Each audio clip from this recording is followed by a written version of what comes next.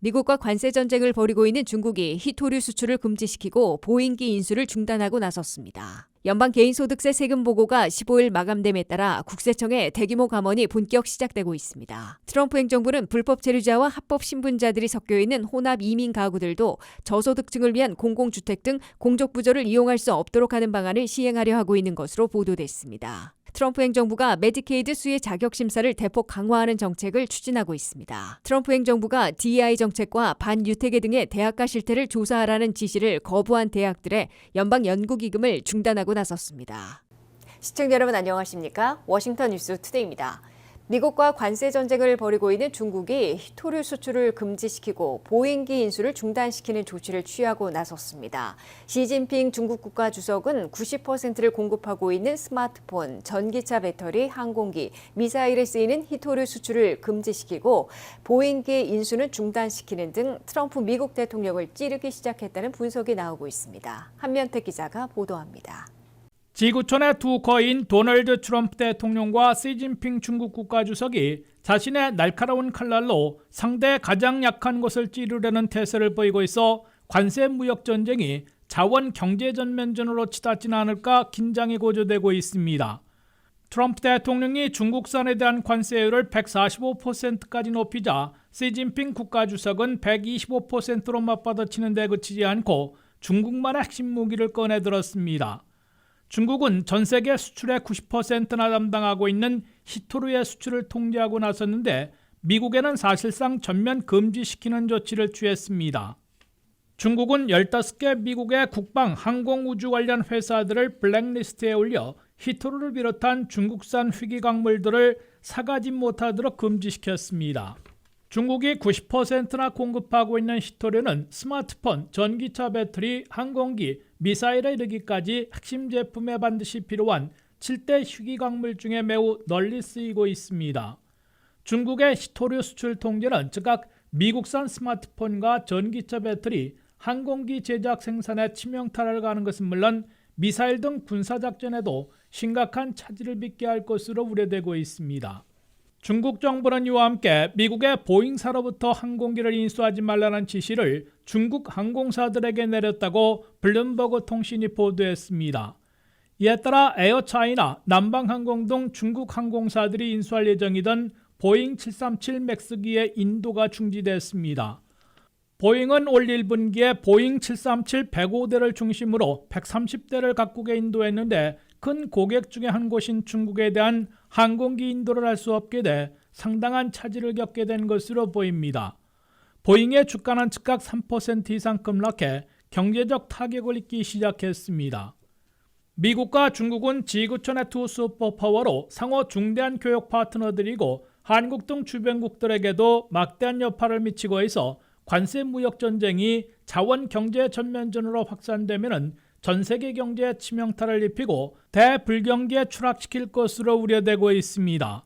미국은 중국산을 지난 한 해 4,390억 달러치나 수입했고 중국은 미국산 1,450억 달러어치를 수입해 미국이 3천억 달러에 가까운 적자를 기록했습니다. 트럼프 대통령과 시진핑 중국 국가주석이 치킨 게임처럼 벼랑 끝에서 핸들을 동시에 꺾고 협상 테이블에 앉게 될지 아니면 모두가 잃을 게 더 많을 자존심을 건 장기전에 돌입할지 예의주시되고 있습니다. WKTV 뉴스 한면택입니다. IRS 국세청에서 세금 보고 시즌이 마감되면서 예고했던 수만 명 감원 태풍이 본격 시작되고 있습니다. 10만 명을 5만 명으로 절반으로 줄이려는 IRS에서는 조기 퇴직을 재신청받고 있어 수만 명이 대거 선택할 것으로 보입니다. 연방 개인소득세 세금 보고가 15일 마감됨에 따라 IRS 국세청에선 수만 명이 잘리는 해고 태풍이 몰아닥치고 있습니다. IRS 핵심 간부는 지난 주말 전 직원에 보낸 이메일에서 인력관리, 조달, 행정지원 부서 등이 대거 통폐합될 것이라며 무더기 감원을 예고했습니다. IRS 국세청은 법원 명령에 의해 해고했던 수습 직원들을 재고용하는 작업을 벌여오다가 이제는 재고용도 중지했습니다.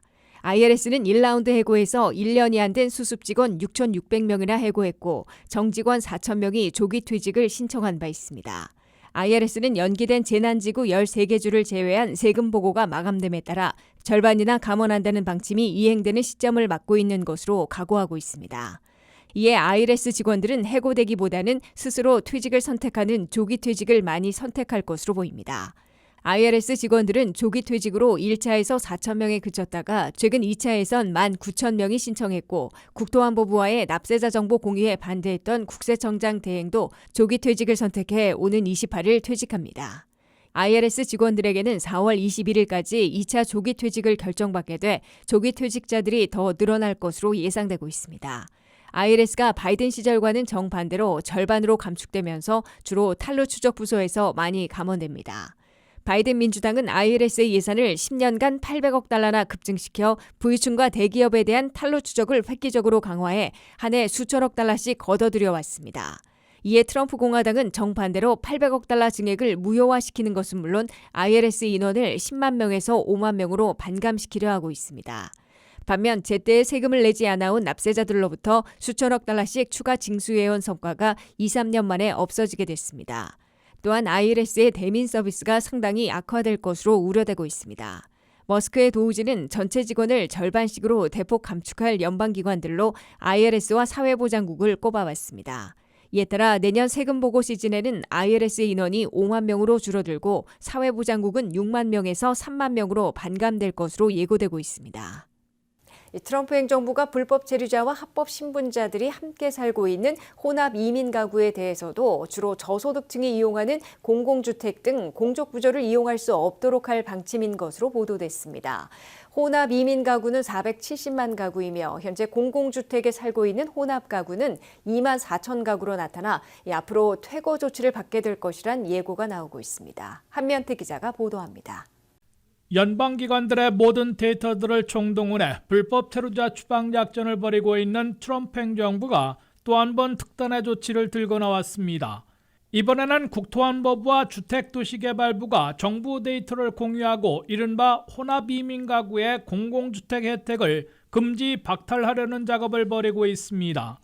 트럼프 행정부는 불법 체류자와 합법 신분자들이 섞여 있는 혼합 이민 가구들 중에 저소득층이 주로 이용하고 있는 퍼블릭 하우싱, 즉 공공주택에 살지 못하도록 금지하는 방안을 시행하려 하고 있다고 워싱턴 포스트가 보도했습니다. 불법 체류자와 합법 신분자들이 섞여 살고 있는 혼합 이민 가구는 현재 470만 가구에 달하고 있습니다. 이들 중에 매우 저렴한 비용만 내고 공공주택에서 살고 있는 혼합 이민 가구들은 2만 4천 가구인 것으로 연방주택도시개발부는 밝혔습니다. 스콧 터너 주택도시개발부 장관은 트럼프 행정부의 기준으로 공공주택을 이용할 자격이 없는 혼합 이민 가구들은 2만 4천 가구인 것으로 파악됐다고 밝혔습니다. 터너 장관은 현행 미국 법에서는 비록 합법 신분자들인 배우자나 시민권 자녀들과 함께 살고 있더라도 한 명 이상이 불법 체류 신분이면 공공주택 등 공적 부조를 이용할 수 없도록 되어 있다고 강조했습니다. 이는 이미 연방주택부가 공공주택 이용 자격 박탈 혼합이민 가구들이 2만 4천 가구인 것으로 파악해놓고 있으며 국토안보부가 곧 강제 퇴거 작전에 돌입할 것임을 예고하고 있습니다. 연방주택도시개발부는 강제 퇴거시킬 권한이 없어 사법당국인 국토안보부 산하 ICE가 집행하고 나서게 됩니다. ICE는 곧 뉴욕시나 시카고 등 대도시들에서 공공주택에 살고 있는 혼합이민 가구들에게 퇴거해 줄 것을 요구하고 강제 퇴거를 집행하게 될 것으로 워싱턴 포스트는 전했습니다. 트럼프 행정부는 이번에는 국토안보부와 주택도시개발부 사이에 정부 데이터를 공유하고 공공주택 금지와 퇴거 합동작전을 펴려는 것으로 해석됩니다. 트럼프 행정부는 이와 함께 국토안보부 산하 ICE와 사회보장국이 정보 공유로 범죄 경력자와 테러워치 리스트에 들어있는 6,300명의 소셜 번호를 무효화시키고 논란을 빚은 사망자 마스터 파일을 무작용 마스터 파일의 이름을 바꿔 집어넣어 사용 불가로 만든 것으로 나타났습니다. 또한 재무부와 국토안보부의 합의 서명으로 30년 이상 금지해온 IRS 납세 정보를 ICE 이민단속국과 공유하고 ICE가 불법 취업자 거의 전환인 700만 명 추적에 나선 것으로 밝혀졌습니다. 트럼프 행정부는 앞으로도 각 연방정부 기관들에 있는 모든 데이터들을 총동원 하고 관련 부처들이 공유하며 합동단속에 나서 불법 체류자들이 견디지 못하고 최대한 자기 추방, 자진 출국하도록 유도해 한 해에 100만 명을 줄이려는 것으로 시사하고 있습니다. WKTV 뉴스 한면택입니다. 트럼프 행정부가 메디케이드 수혜 자격 심사를 대폭 강화하는 정책을 추진하고 있습니다. 의회 예산국은 메디케이드 관련 예산을 줄이면 메디케이드 가입 심사가 강화될 것이라고 전했습니다. 마이크 존스 하원 의장은 자격이 없는 이들에게 복지 혜택이 주어지는 것을 막아 진짜 도움이 필요한 사람들에게 돌아갈 자원을 줄이고 있다고 밝혔습니다. 홍의진 기자의 보도입니다. 트럼프 행정부가 메디케이드 가입 심사를 강화하고 있습니다.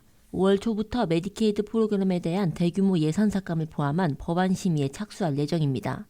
최근 상하원을 통과한 예산 결의안에는 메디케이드 프로그램을 담당하는 연방 하원에 대해 향후 10년간 총 8,800억 달러 규모의 예산을 감축하라는 지침이 포함되어 있다고 의회 전문 매체가 보도했습니다.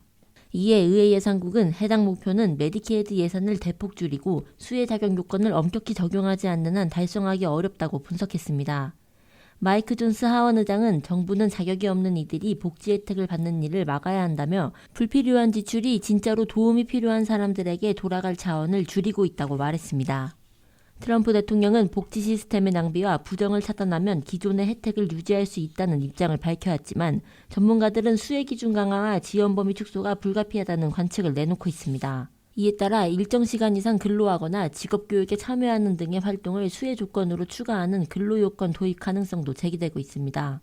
실제로 공화당 지도부는 푸드 스탬프와 유사하게 메디케이드 수급 조건에도 일정한 노동 기준을 적용하는 방안을 검토 중인 것으로 알려졌습니다. 또한 연방정부가 주정부에 지급하는 수혜자 1인당 보조금 상한선을 설정하는 방안도 고려되고 있습니다. 한편 트럼프 행정부는 연방 빈곤선을 상정하는 보건복지부의 우사를 폐지해 논란을 불러일으키고 있습니다. 이 기준이 없어질 경우 수백만 명이 메디케이드나 푸드 스탬프 등 복지 프로그램 수급 자격을 판단할 수 없게 되어 상당한 혼란이 예상됩니다. 트럼프 행정부의 조치는 재정 건전성과 복지 효율화를 명분으로 하고 있지만 실제로는 수많은 저소득층과 취약계층의 의료 접근권을 제한하는 결과로 이어질 수 있다는 점에서 우려의 목소리가 커지고 있습니다. 트럼프 행정부는 메디케이드의 남용을 막으면 기존의 혜택을 유지할 수 있다는 주장을 이어왔습니다. 그러나 전문가들은 메디케이드 예산 삭감의 상황에서 가입 기준을 높이고 혜택은 축소할 수밖에 없다는 의견을 보이고 있습니다. WKTV 뉴스 홍의진입니다. 트럼프 행정부가 DEI 정책과 테러나 반유태계 시위 등의 실태를 조사하라는 지시를 거부한 하버드 대학 등 명문대학들에 대해 연방 연구기금을 중단하고 나섰습니다. 트럼프 행정부는 하버드 대학에 22억 6천만 달러의 연구기금을 중지하는 등 60여 개 대학의 자금 지원을 중단하는 절차를 밟고 있어 대학 당국과 충돌하고 있습니다. 트럼프 행정부가 대학가 반유대 시위를 친하마스 시위로 규정하고 대대적인 단속을 전개하는 동시에 주요 대학들에는 연방에서 폐지시킨 DEI, 즉 다양성, 형평성, 포용성 정책과 반유대 정서 등을 조사해 조치해 줄 것으로 요구하고 나섰습니다. 이에 대해 하버드 대학을 비롯해 대다수 아이비리그 등 명문 대학들이 부당한 고등교육 간섭이라며 조사 요구를 거부하고 있습니다. 그러자 트럼프 행정부는 거부하는 대학들에게 지원해온 연방 연구기금을 중단하고 나섰습니다. 트럼프 행정부는 하버드 대학에 대해 22억 6천만 달러의 연방 연구기금 지원을 동결시켰습니다. 컬럼비아 대학에서도 4억 달러의 제공을 중지하는 등 현재까지 최소 5개 대학들에 대한 연방 연구기금 지원을 중지했습니다. 트럼프 행정부는 현재 브라운, 프린스턴, 코넬 등 아이비리그와 노스이스턴 대학 등에 대해선 조사 중이어서 연방기금을 중단하는 조치가 잇따를 것으로 보입니다. 연방교육부는 미 전역에서 60여 개 대학들에게 행정부의 조사 요구와 거부 시에 기금 중단을 경고한 것으로 나타났습니다. 각 대학들은 최근 트럼프 행정부가 대학가 반전 시위에 대해 친하마스 반유대 시위로 규정하며 테러 단체로 보고 시위 조직 주도자 등에 대해 유학생 비자나 영주권을 취소하고 구금 후 추방하려는 움직임을 보이고 있기 때문인 것으로 보입니다. 초반 일부 대학에서 연방당국의 요구에 학내 시위 실태를 알려주었다가 시위와 관련된 유학생 비자나 영주권 취소, 구금을 초래했다는 관측을 불러일으키고 있습니다. 트럼프 행정부는 각 대학으로부터 얻은 정보나 지역 경찰의 정보 등을 취합해 콜롬비아 대학에서의 반유태, 반전 시위를 주도한 유학생이나 영주권자 등을 체포 구금해 왔습니다. 비자나 영주권 취소 권한을 갖고 있는 국무부가 300명 이상의 유학생 비자를 취소한 것으로 마르코 루비오 국무장관이 직접 공개한 바 있습니다. 그 이후 아이빌리그 명문 사립대학들뿐만 아니라 주립대학에서도 수십 명씩 유학생 비자가 취소되는 사태를 겪고 있습니다. 유학생 비자와 외국 태생 영주권자들도 체류 신분 박탈과 체포 구금 추방으로 이어질 조짐을 보이자 각 대학들이 저항하고 나선 것으로 해석되고 있습니다. 이상으로 워싱턴 뉴스투데이를 마치겠습니다. 시청해주신 여러분 고맙습니다.